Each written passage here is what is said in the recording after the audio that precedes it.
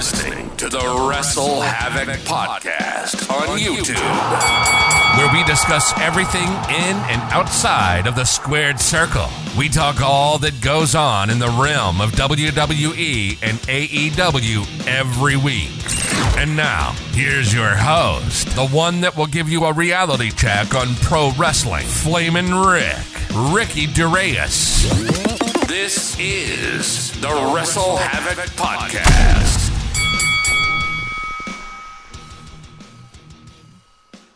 What's up, everybody? It is Flamin' Ricky DeReyes right here on the Wrestle Havoc Podcast, here to review AEW Dynamite from November 1st, 2023. Of course, we are on the road to Full Gear at the fabulous Kia Forum, main evented by MJF, defending his world title against the leader of Bullet Club Gold, Switchblade Jay White. What was this show tonight? Or this show this week, I should say. I'll tell you what it was. It was a show that was just not good by any means necessary. There were some good aspects on this show, but nothing really special stuck out on this episode of Dynamite. And it boils down to a few things. Number one, MJF's tag team partners building up in the main event with, of course, MJF taking on against Bullet Club Gold. His partners ended up being the Acclaimed. No disrespect to the Acclaimed, but the Acclaimed, in my opinion, are comedy acts that to the point where the trios titles that they hold are not valuable at all. I'm not that interested into the Acclaimed as I was last year. I'm going to say that right now. His partner should have been the Elite. That's all I'm going to say about that. But speaking of the Elite, of course, we had the Young Bucks possibly teasing a heel turn, which I'll talk about later on. We also had Kenny Omega and Chris Jericho wrestle as well. And we ended up finding out who the partner is for Chris Jericho and Kenny Omega against the Don Callis family. Ended up being, even though I already knew this, I was still disappointed. Big Show, Paul White. Well, yeah, Big Show, Paul White. That ended up being the partner that is going to be the partner for Chris Jericho and Kenny Omega. I'm going to be brutally honest. That is somewhat of a fucking disappointment. Even though I knew that was going to be the case. Immediately after Chris Jericho teased it last week on Dynamite, I knew it was going to be Big Show. But again, very, very, very disappointed. And not only that, it starts to create the perception. I believe Dave Meltzer even said this a couple of weeks ago. It started to create the perception that you're going older instead of younger. Big Show, I could care less about Big Show. I'm going to be brutally honest. I'm a fan of Big Show. I like Big Show. I think he's probably a nice guy, probably one of the nicest guys in the industry. And I mean no ill will towards Big Show. But with all due respect, at his age, he shouldn't be in the fucking ring. That's my opinion. He shouldn't be in the ring. Another thing is Tony Khan's major announcement, or important announcement, or huge announcement, whatever the fuck you want to call it. So yeah, Tony Khan announced that he was going to have an announcement. We've been seeing these announcement segments, forever at this point. We get a shit ton of announcements all the time. It's starting to get to the point where it's becoming a running meme on the internet. And rightfully so. It's on par with the Roman Reigns returns graphic. Tony Khan has a major announcement, because he does. And I can remember on previous Dynamite reviews that I would actually defend this, and I would actually blame the fan base. Now, to an extent, I will blame the fan base in this instance, because the fan base does hype shit up for the sake of hyping shit up, and then they end up getting let down. But here's the thing. From a business perspective, the announcement that we got makes sense. From a business perspective. That is the key word. Business perspective. Announcing all-in tickets will be going on sale next month, I think, is a great move. I really do think that. It is a great move, and it gives more time for AEW to sell enough tickets for the show at Wembley next year. And I'll talk about that later on. But again, from a hype, from a creative, if you want to say, and from a TV perspective, from a fan's perspective, this was so fucking stupid. Even though from a business sense, it's smart. From a fan's perspective, it's fucking stupid. Because this could have easily have been a tweet. But no, you had to clickbait your audience, and I don't give a shit what anybody says. That was clickbaiting your fucking audience. You clickbaited your fucking audience into thinking that this was going to be this massive announcement. Now, granted, some of these segments we ended up getting big announcements, like Tony Khan buying Ring of Honor. I mean, that was a huge announcement at the time. Now, granted, Ring of Honor, number one, is a shell of its former self, and number two, nobody gives a shit about Ring of Honor. That's just the God's honest truth. It should strictly be developmental for AEW, and that's it. But that was a big announcement at the time. The announcement of All In was great. That was a big announcement because it's a stadium show, for fuck's sakes. Having CM Punk return, that was a big announcement. But we would get announcements like announcing the first 6 dates for Collision. Like, just announce CM Punk. Like, really? It is what it is. But, again, you basically clickbaited your audience. And not only that, I hate to be that guy to say this, and I'm not saying this because I quote-unquote hate AEW.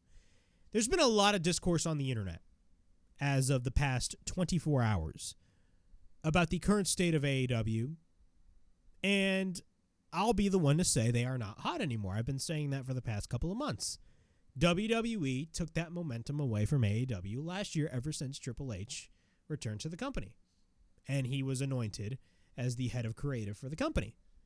And that was probably the best thing to ever happen to the WWE in a long-ass time. That's just the God's honest truth. WWE's hot. Look at them right now. They are selling out arenas left and right. And you love to see it. Isn't that what we all wanted at the end of the day? We all wanted that, right? We all wanted WWE to get better, and they are. AEW is at a point right now where they're not the hot thing anymore. They're not the new kid on the block anymore. They have grown so much in a span of 4 years. And I'm not saying this, and I'm not going to doom and gloom like all these fucking idiots on the internet. Because I think dooming and glooming is fucking stupid.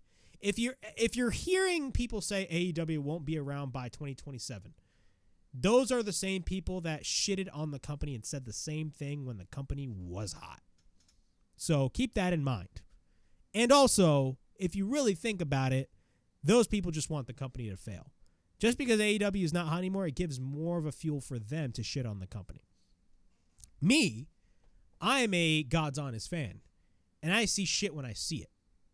And AEW has done a lot of shit, trust me. Even though they've done a lot of good, they've done a lot of shit too. They've done a lot of shit too that I've called them their asses out on. Hell, even Tony Khan. But they're not the new kid on the block anymore. They're not hot anymore. The momentum has shifted towards WWE. And a lot of people have been saying this as well, and it is the God's honest truth. AEW isn't the alternative anymore. They are not the alternative company that we once loved back in 2019, 2020, and 2021. I'm going to be brutally honest. Without AEW, I probably wouldn't be here right now. Without AEW, I would have probably stopped watching wrestling entirely. That is the God's honest truth. But, again, AEW has grown so much to the point where fans are like, okay, you've done this so many different times, I get it already. What else? Fans are craving for more. And this is why a lot of people are excited about Impact rebranding to TNA, even though it's just a name change.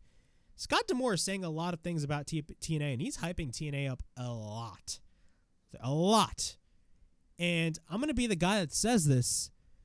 You know, even though AEW will be in the position that they are in for a long period of time, they will forever be the number 2 promotion as long as we fucking live. That company is making a shit ton of money. But I'm going to be honest, man. They are not the alternative anymore, and it has gotten to the point where fans are craving for a new alternative because they have already seen what AEW has to offer. That is why a lot of fans were excited about the announcement of the relaunch of TNA, even though some fans are quite skeptical about the decision, and rightfully so, because Impact has rebranded so many fucking times.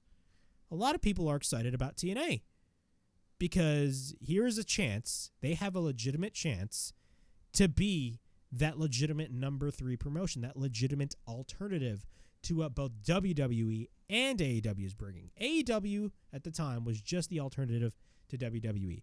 We're now at a point where AEW has grown so much to the point where fans no longer are looking them as an alternative. They're looking at them as a major promotion.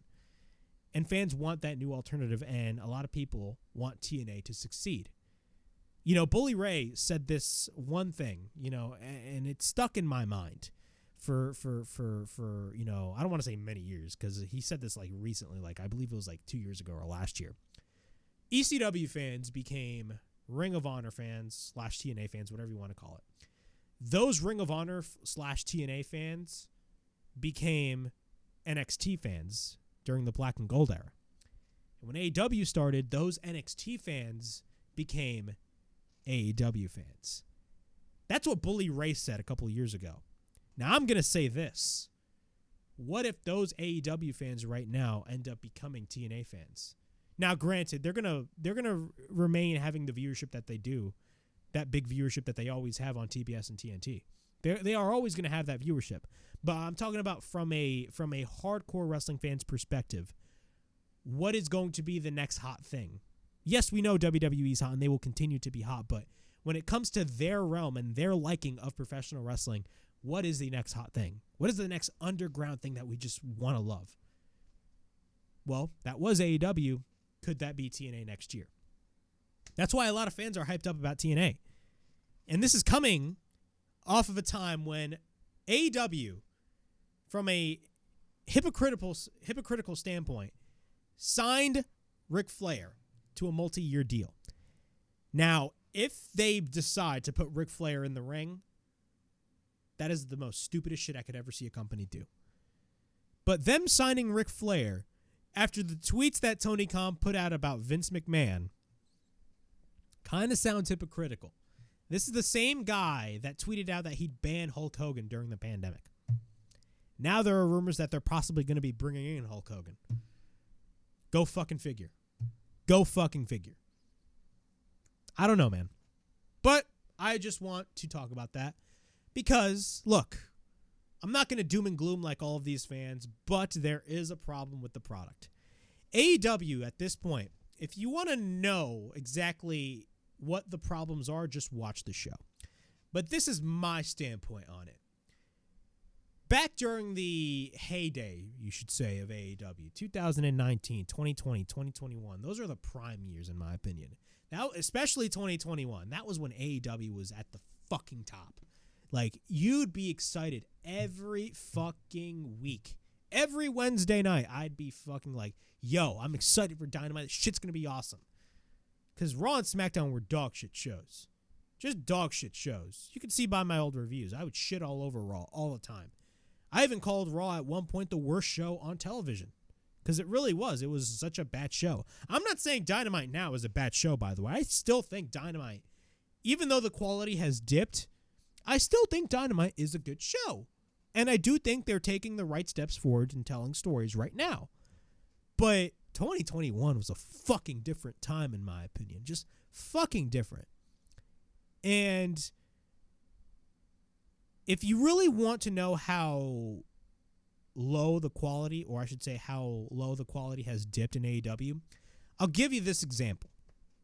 Back during the years of AEW, right? I'd have a bad day, like a shitty day, a shitty Wednesday. I tune in 8 o'clock on TNT to watch Dynamite, and it'd be a fucking awesome show to the point where it changed my mood set, and I'd be so happy, and I'd be like, you know what? I had a shitty day, but by God, that fucking Dynamite episode was awesome. Now, if I'm having a shitty day in 2023, and by God, it's a fucking Wednesday, and I have a shitty day, and I end up tuning into Dynamite, I see some stupid shit on Dynamite to the point where it pissed me off even more. That is where we have gotten ourselves into right now. I'm not saying the show entirely is bad, because it isn't. And if you think it is, you're fucking fooling yourself and you're not watching the show. Their pay-per-views are still fucking top-notch. I think AEW's pay-per-views are fucking awesome. Even now. Even though at their low point, they're still awesome. I thought All In was awesome. All Out was fucking amazing, even though the build for that show was crap because it took place a week after All In. Wrestle Dream was off the freaking charts. I loved Wrestle Dream. And I think Full Gear is going to knock it out of the park too. But again, they're not the hot thing anymore. What is the next big thing in wrestling? What is the next big wave and the next big movement in wrestling is the arguments that I'm trying to tell all of you guys watching this video.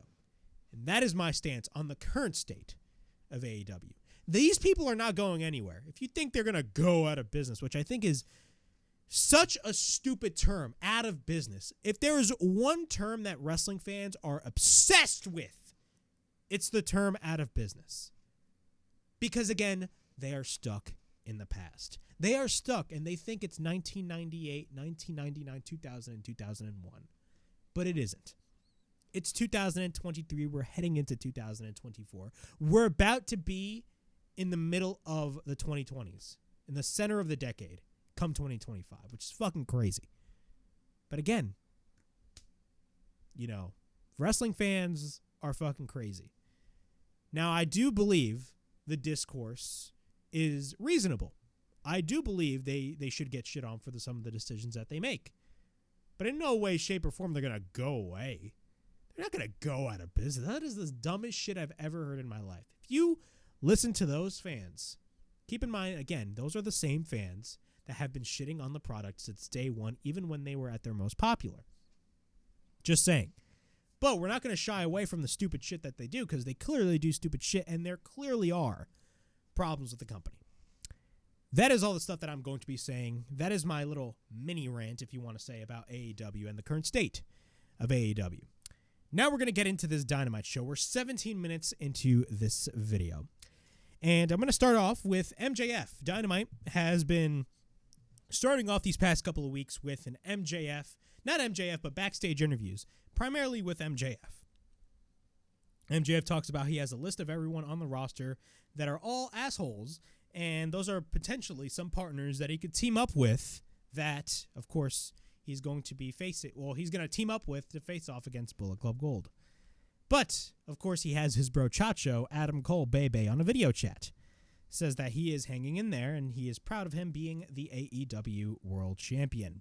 He should consider, though, Samoa Joe's offer. Of course, if you guys do not know, Samoa Joe actually offered MJF, his friendship. Hey, look, I can be your friend. But if I'm going to be your friend, I want something in return. And what I want in return is another shot at your AEW World Championship. So, MJF says, I don't know about that, man, but he flat out says, I'm going to successfully defend those AEW or ROH tag team titles, at Full Gear. And then after that, MJF leaves. Then what happens is Roderick Strong comes in and the Kingdom come in. And he asks Adam, who is still in that Skype call, saying that Adam Cole, he asks Adam if he's still considering that he isn't the devil because clearly he's going to stab you in the back. But then Adam gets so pissed and he is hanging up on the call. And then, of course, Roderick is like, Adam! Adam! And then what happens is the devil mask shows up. Yes, the devil mask shows up for like the third week in a row. And we still do not know who is the man in the devil mask. It's clearly not MJF, but what if it's Adam Cole? Now, one thing I will say, I love this fucking storyline. I think the storyline is absolutely phenomenal. And I think this storyline gives the viewer, hey, even though all this shit is going on, who is the man in the devil mask? A lot of people are saying it's CM Punk. It ain't CM Punk, ladies and gentlemen. It ain't CM Punk. But imagine if it was. That'd be huge. But still, it's not. But again, who is the man under the devil mask? Adam Cole is growing out his beard. It could easily be Adam Cole. When are they going to reveal the devil mask? Are they going to reveal it at Full Gear? Or are they possibly going to wait long term and reveal it at World's End? We're going to have to wait and see, but I'm digging that. After that, we got Orange Cassidy versus Claudio Castagnoli for the AEW International Championship. This was the opening match. I thought this was a pretty good match. I think Orange Cassidy is great, and Claudio Castagnoli is unlike anything we have ever seen of our fucking lifetimes. Even though I've seen Claudio wrestle for years, Claudio Castagnoli always still amazes to impress me. Claudio drops Cassidy elbow first onto the barricade. Hook and Yuta, who are on the outside, I believe Hook came in later on in the match. They both face off, but then the referees tell them to leave. Claudio then picks Cassidy up. He goes to the top rope, but then Cassidy fights back. Cassidy goes for a sunset flip powerbomb in an attempt, but Claudio holds on. He picks up Cassidy. Then he hits a delayed vertical suplex. Once we're back from commercial break, Claudio is in control. Orange regains control, but then Claudio runs shoulder first onto the ring post. Then Orange ends up going for a drop kick on Claudio. Orange then goes for a tornado DDT on the outside, but then later Orange hits the stunt dog millionaire. After that, Claudio catches him with a swing, and then he applies the sharpshooter.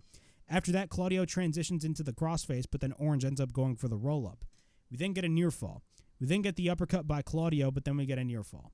We get repeated elbows by Claudio on Orange, but then Orange falls down. Of course, he's doing his little shtick. After that, Claudio tries to pick him up, but then Claudio chokes him and spins him around. That was absolutely brutal.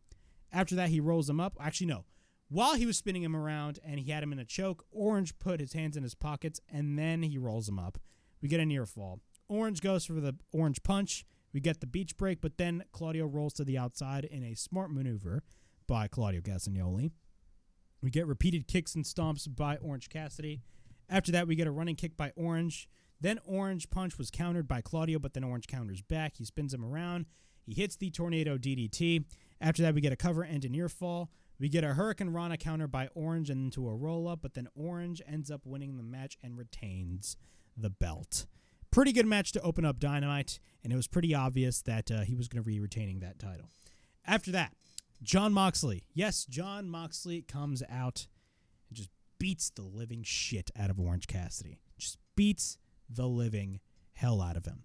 And after this, of course, it is official. We will be getting the rematch. It is going to be Orange Cassidy versus Jon Moxley 2 at Full Gear, which is going to be freaking awesome, by the way. If you guys didn't watch their first match at All Out, which was the main event of All Out, give it a fucking watch because that match was off the charts. People were like finally shut the hell up about Orange Cassidy. All the shit that they were saying about Orange Cassidy, they shut their damn mouths out after that match.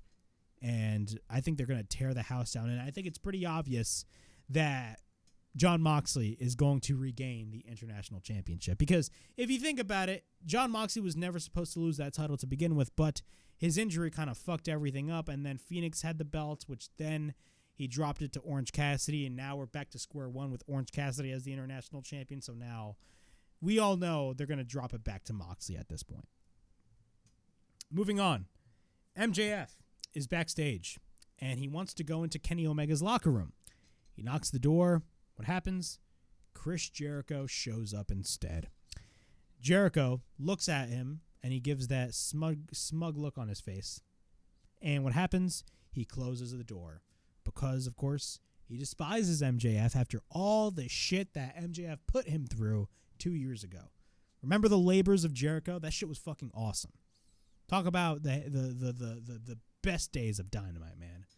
Fucking awesome. I loved that shit. Jericho closes the door.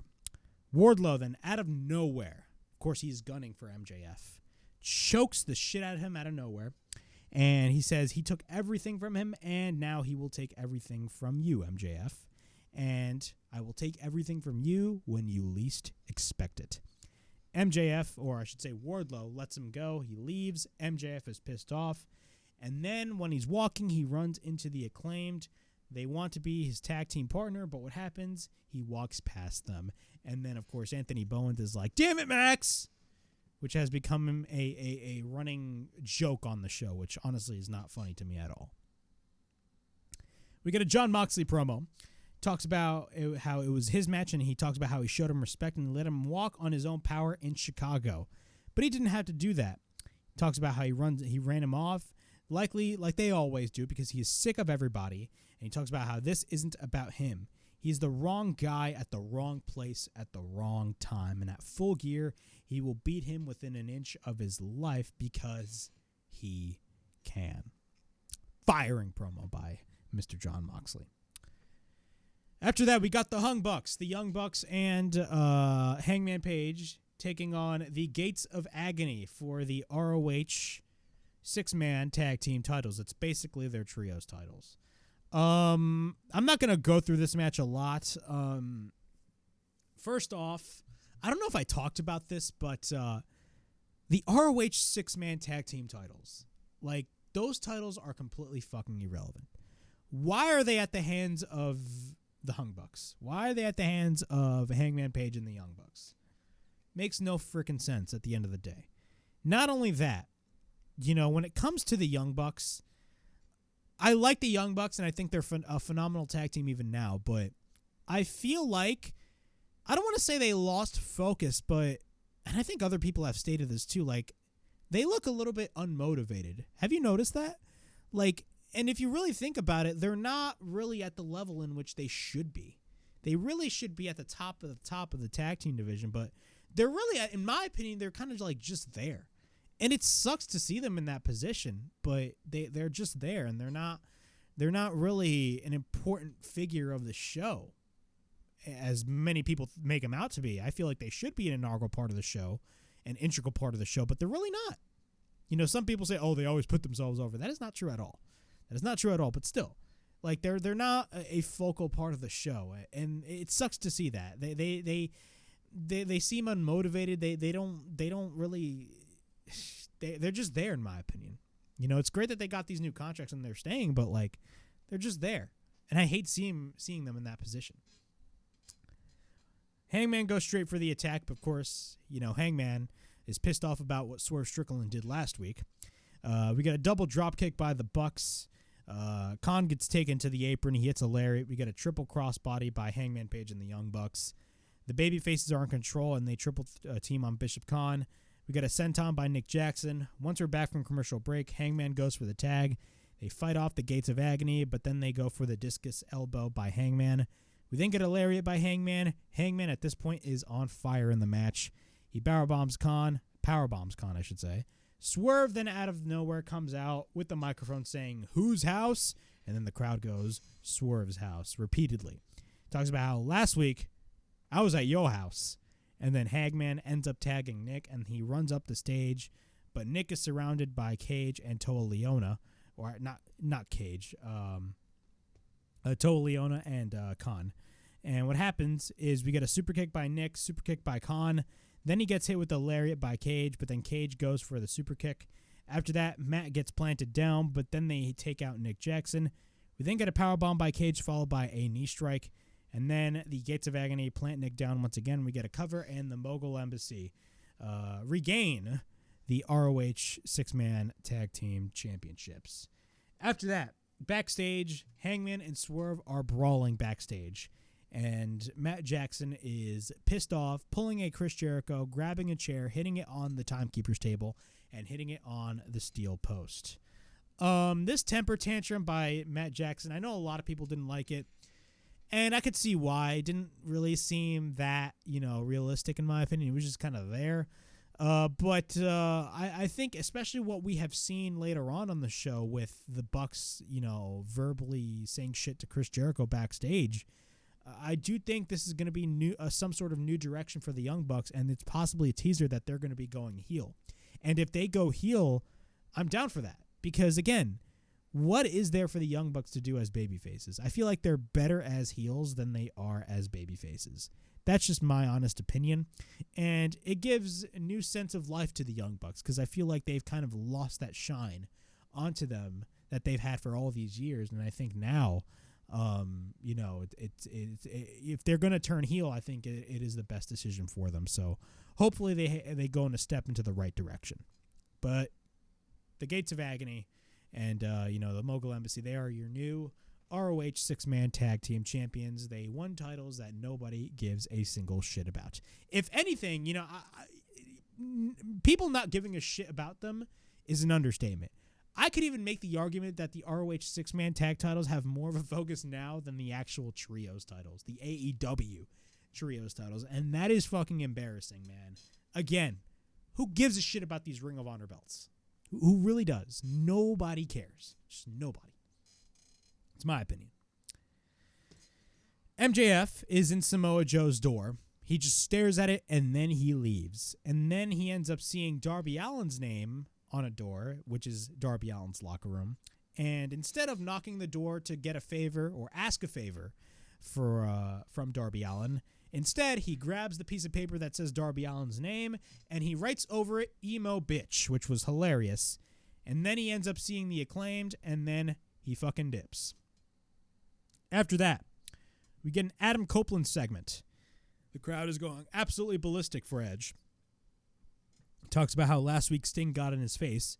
And he also did say they go a long way back, because they do. Sting and him, they had a lot of the same injuries, and they had been on the sounding board for one another. Talks about how he also respects Darby Allin, and because of him, he is one of the linchpins of this company. But everybody wants answers. And it's going to be a tag team with Sting and Darby at Full Gear. But Christian Cage comes out. Louisville, he says, "Shut your damn mouth." Before Adam Copeland can give his answer, he talks about how he will retire Sting at Full Gear, whether he likes it or not. You also haven't seen Darby around, because that he has a bad arm after he dumped him at WrestleDream. And we don't need to remind you of your neck problems. Oh shit, he's going to go there. He hates for his fairy tale to end in a nightmare, but he suggests that he back down now. If he knows what's good for him, he will snap his neck and leave him in a wheelchair and let his kids basically whip him around and whip his drool off of his face, which is such a fucked up line. And then he sends Nick Wayne and Luchasaurus to go attack Adam Copeland. Christian comes in, but then both men face off. After that, Luchasaurus attacks him from behind. Nick ends up hitting the Wayne's World, and Edge sold that shit like $1,000,000. You love to see it. Nick grabs a chair. He gives it to Cage. He sets up the concerto. But Sting comes out and makes the save. He takes out Nick. And after that, Darby runs into the ring. The babyfaces gain the advantage. And what was crazy is that when Sting was fighting off against all the heels, Darby Allin just ran. Like, he ran so fast, you could blink and you could not see anything. He ran straight to the ring. The babyfaces gain the advantage, but then Cage goes after Darby. But he doesn't realize that Adam Copeland is behind him. And what happens? He ends up hitting the spear on Christian Cage. And he gets the microphone and he says, "You want to snap my neck? Well, I'm going to beat your ass." And it's on, "You stupid son of a bitch." Sting is right, says, "I am your man for Full Gear." And it is official. It will be Edge. And yes, I still call him Edge. It's so hard to call him Adam Copeland. It's going to be Adam Copeland teaming up with Sting and Darby Allin to take on Christian Cage, Luchasaurus, and Nick Wayne at Full Gear. Great. I think it's a great decision. I know a lot of people wanted to see the Adam Copeland versus Christian match at Full Gear, but they're really playing this match long term, because once they play it out long term, I think the payoff with the actual match happening at a further date is going to be way more impactful than just giving it away, soon. So, I'm glad that they're waiting off on the Adam Copeland and Christian match, because that match is going to be fucking huge. And also the payoff of them possibly getting back together as a tag team is going to be even bigger. So I'm definitely excited to see what they're going to be doing in this match, but I think it should be a great tag team match further on down the line. We got Tony Khan's important, huge, whatever you want to call it, announcement. It was an important announcement, and AEW always is strategic when they choose their words, whether that is important, huge, or just big announcement. This announcement ended up being a freaking disappointment, considering the fact that even though from a fan's perspective, the fans hype this shit up way too much, AEW is obsessed with these announcement segments, especially Tony Khan. And if you're going to give an announcement, make it a big deal. Instead, this announcement could have easily have been something that would have been posted on Twitter or something on Instagram, honestly. But no, they were like, nah, let's put it on TV. Now, from a business perspective, again, I mentioned this. From a business perspective, it makes sense because, again, you want more eyes on the product. For them to know that, hey, All In is returning to Wembley Stadium. Tickets go on sale next month. But from a fan's perspective and from a hype perspective, for me, it's starting to come off a little bit as desperate because, again, how many fucking announcements do we have to have? Like, this could have easily have been a tweet at the end of the day. That's just my opinion. But I'm reading this from F4W Online. Appearing on Wednesday's Dynamite, Tony Khan, the owner, president, CEO, GM, and head of creative for AEW, announced on sale date of Friday, December 1st for the All In 2024 tickets. And the event is set for Sunday, August 25th, 2024 at Wembley Stadium in London. So, yeah, that was that. We got Kenny Omega Kenny Omega teaming up with Chris Jericho to take on the former members of the JAS, the Jericho Appreciation Society. And honestly, I'm glad that group is no longer a thing, because at this point, I have kind of bad memories of the JAS. It was a fine match. It was a relatively short match, though. They go after Kenny and Jericho, that being 2.0. Jericho fights off with repeated chops. Jericho takes out Parker. Kenny tags in. We get a double suplex by Kenny and Chris.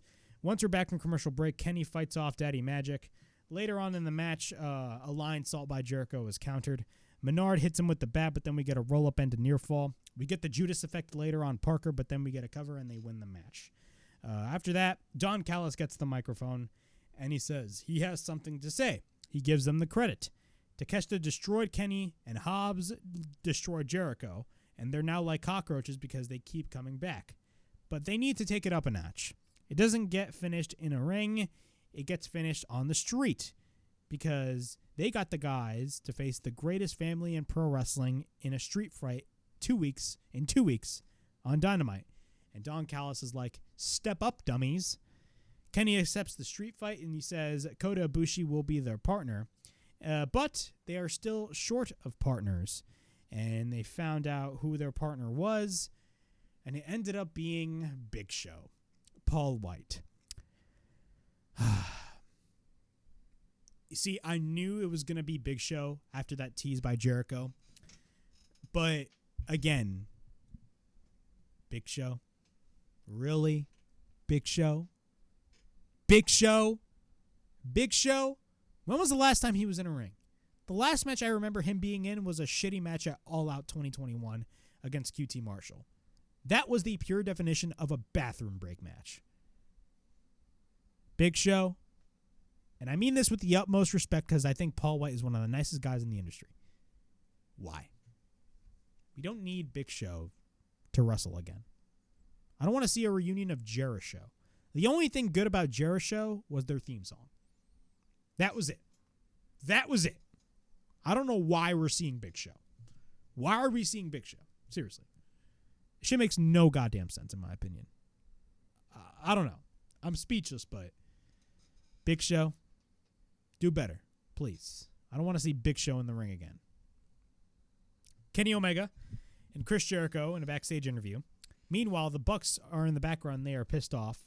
And after that, the Bucks question Kenny Omega in his decision in teaming up with Chris Jericho. And he says, who invited this prick into our locker room? And he mentions them attacking their father many years ago. And they're just pissed off, and then they leave the building. And yeah. So definitely teasing to some sort of tension with the Elite. After that, we got Hikaru Shida taking on Willow Nightingale for the AEW Women's title.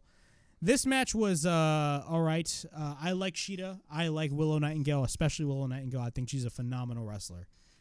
But again, the matches that they're putting Shida against, I mean, they had her wrestle Ruby Soho. The match wasn't good, in my opinion. They had her wrestle fucking Abaddon, which made no sense whatsoever. I mean, yeah, she did win a number one contendership on Rampage, but still.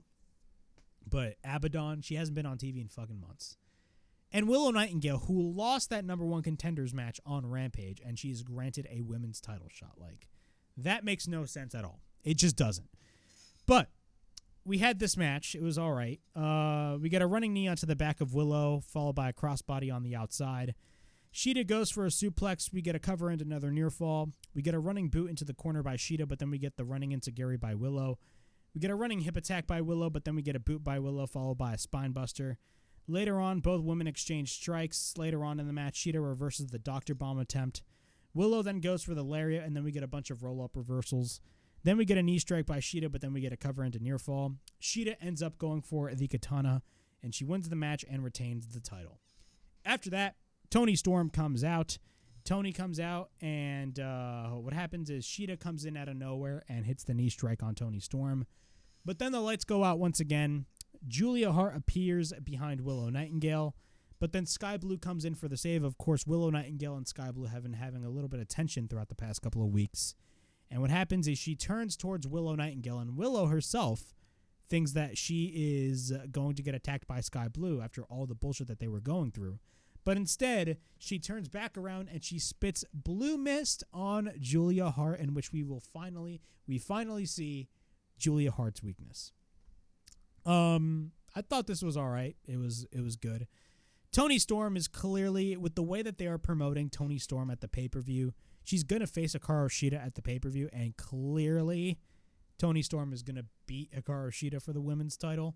I think it makes total sense. Tony Storm is by far the best thing right now in the women's division. And if you put the title on her, I think you get more eyeballs, and I think you'd have more people entertained at the work that Tony Storm is doing at the end of the day. So that is my opinion on that. MJF is backstage. The Acclaimed come in, and they says no one likes him except, of course, Max, that being Max Caster. MJF is pissed, and then he leaves them. But then he sees Jeff Jarrett and all the goofballs. Oh, my God. Renee Paquette with Roderick Strong in the Kingdom. He calls Adam Cole, and he says that Max didn't ask them to be a tag team partner. Wow. Really? I wonder why. We got the main event. We got Bullet Club Gold versus MJF and the Acclaimed. Here's my problem with this. You spent the entire show, and this is one of my biggest problems. You spent the entire show building up who is going to be the three mystery partners for MJF. MJF just came off of a great TV match on Collision against Kenny Omega for the world title on Saturday night. And then you end up, with him tag teaming with the Acclaimed. Now, granted, Kenny and the Bucks already had their own matches booked for Dynamite. But let's say they did have their own matches booked for Dynamite. Because let's be honest, Jericho and Omega tag teaming against 2.0 did not need to happen, to say the least. That match didn't need to happen. The Young Bucks versus Mogul Embassy or Gates of Agony match did not really need to happen on this show, if you think about it. Don't you think it would have been a much smarter decision for MJF to team up with the Elite, Kenny, and the Young Bucks? Don't you think that would have been a smarter decision? Considering the fact that Kenny put over MJF after the show went off the fucking air, and they just had a phenomenal freaking match, don't you think it would have been way fucking smarter to have the Elite as the tag team partner for MJF? Because also, it further elevates the tension, even though Adam Cole is not there. Even Adam Cole is not there because he's currently injured, and we do not know if he's going to be out for a long period of time. Most likely he's going to be out for a long period of time. But also, that could easily be a work, but we do not know. And if this ends up being a work and Adam Cole was not injured this whole time, it is the smartest thing that AEW has ever fucking done. But still, even if Adam Cole is there or he isn't there, if you had MJF teaming up with Kenny and the Bucks, it would have added more tension with MJF and the relationship that he has with Adam Cole. And the reason why I say that is because who turned on the Young Bucks last year? People forget about this because it kind of happened randomly, but I'm just adding fuel to the fire. Who turned on the Young Bucks last year, last summer, last August, I believe it was? Adam Cole and the Undisputed Elite. Of course, I'm talking about Kyle O'Reilly and Bobby Fish. They were the ones that turned on the Young Bucks. Remember where they infamously made that little kid in the crowd cry? They turned on the Young Bucks. And now Adam Cole's all of a sudden a babyface along with MJF? Holy shit. That is going to add more tension into the fuel to the fire when it comes to the relationship between Adam Cole and MJF. But they didn't do that. Now, granted, if he had teamed up with Kenny and the Bucks, it kind of wouldn't have made sense considering MJF is friends with Adam Cole, but it is what it is. But that is just me. And granted, when they did turn on, when Adam Cole and the Undisputed Elite did turn on the Young Bucks, the storyline was kind of dropped considering the fact that Bobby Fish got injured. Not Bobby Fish. Kyle O'Reilly got injured, and he was on the injured list, and he's still on the injured list. And Bobby Fish left the company, and he's now, I believe, with Impact. So, in a sense, that kind of wouldn't have made sense. But, again, you need to add more drama into stuff like this. Instead, we ended up getting the fucking Acclaimed. Think about that. We ended up getting the fucking Acclaimed. I don't know about you, but to me, that was kind of disappointing, and it kind of turned me off of this match. And the ending, even though, on one sense, I understand Jay White pinning the champion, at the same time, the ending after that kind of made no sense, because why the fuck do you want to have MJF celebrate with the Acclaimed after he just got pinned by his challenger at the pay-per-view? That just makes no sense in my eyes. But it is what it is. I'm not going to go through the whole match. I'm just going to go through from the hot tag near the end. MJF makes the hot tag. He goes after the guns. He slams everybody. He ends up riling up the crowd. And MJF chases Jay White around the ring. Once they roll back into the ring, MJF gets caught in a chop block by one of the guns, I believe. After that, MJF counters, or I should say the guns go for the 310 to Yuma, but MJF counters into a DDT. After that, he does the kangaroo pose, and he riles up the crowd in Louisville. And that is funny because of the fact that Taz was like, oh, wow, the crowd in Louisville is excited. I'm surprised. Because, of course, this is Jim Cornette country. But he sets up the kangaroo kick. But behind, Jay White, who is the legal man in this match, ends up hitting the Blade Runner. And he goes for the cover. And he pins the AEW World Champion. And the stipulation in this match was, whoever wins this match, if MJF wins this match, he gains possession of the Triple B back. But at this point, Jay White still has possession of the Triple B, even though he is not the rightful champion. After that, Bullet Club Gold attack MJF, but then Max Caster and Anthony Bowens come in for the save. The Acclaimed want to scissor, but MJF refuses, which leads to Billy Gunn to immediately just scream at him and tells him not to walk away. They end up doing the scissoring pose, and the show ends. Pretty disappointing ending, in my opinion. MJF should be fucking pissed the fuck off that his challenger at the pay-per-view, just pinned him. But instead, we didn't get that. Overall thoughts on this show. I thought this show was not really the best. It was kind of, in a way, just a show that was just there. A lot of questionable decisions, some things that were good on this show, but in reality, it wasn't one of the better Dynamites. I'm not going to doom and gloom like all these people. There are clear problems in AEW that do need to be resolved, but it's not the end. I don't know why people are creating that notion. Again, these are people that are just stuck in the past. But nonetheless, I thought this was just a nothing episode of Dynamite. I didn't really care a lot about it. Just pretty much uninteresting, to say the least. And some of the decisions that they're making, I mean, honestly, are just not the best decisions at all. But it is what it is. But yeah, that was my Dynamite review from November 1st, 2023. Please like, subscribe, comment down below, push that bell for notifications, and be on the lookout for more videos right here on the Wrestle Havoc podcast, in which we discuss everything in and outside of the squared circle.